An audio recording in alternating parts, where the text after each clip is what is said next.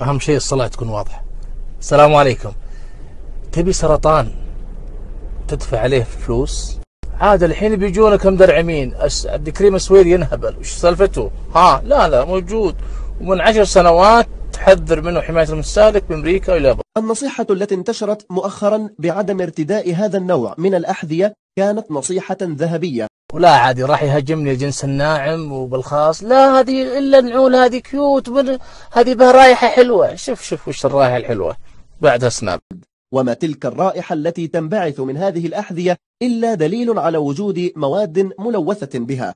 برضو معليش يا عبد الكريم، هذه إشاعات وخرابيط واتساب، إشاعات وخرابيط واتساب. شوف صحيفة الرياض الحكومية ناشرة الخبر قبل 10 سنوات.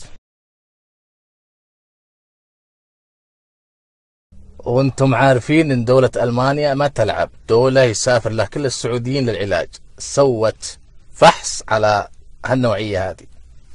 وبحسب تحليل معملي أجراه معهد ألماني على 10 موديلات من هذه الأحذية من مختلف الماركات، وجد المعمل الألماني ما ظلم حظه، سوى 10 فحوصات على 10 موديلات من هالنوعية. وإيش طلع؟ وجد أن 6 من بين 10 موديلات تحتوي على مواد كيميائية مسرطنة يمتصها الجلد وتسبب العديد من الأمراض. 6 من 10 موديلات تحتوي على مواد مسرطنة. هذا غير السرطان، بعد في تقارير صحفية وش تقول؟ انه بعد هالنوعية هذه ما تصلح لمرضى السكر والاطفال، لانها تجرح الاصابع وتفعل الغرغرينة.